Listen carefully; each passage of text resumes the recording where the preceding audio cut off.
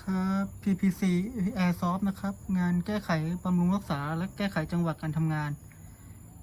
เทสด้วยลูก 0.2 นะครับ PTS เต็มแม็ก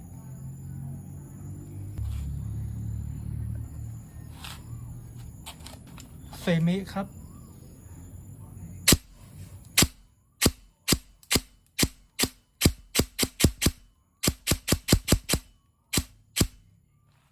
ฟูลออโต้ครับ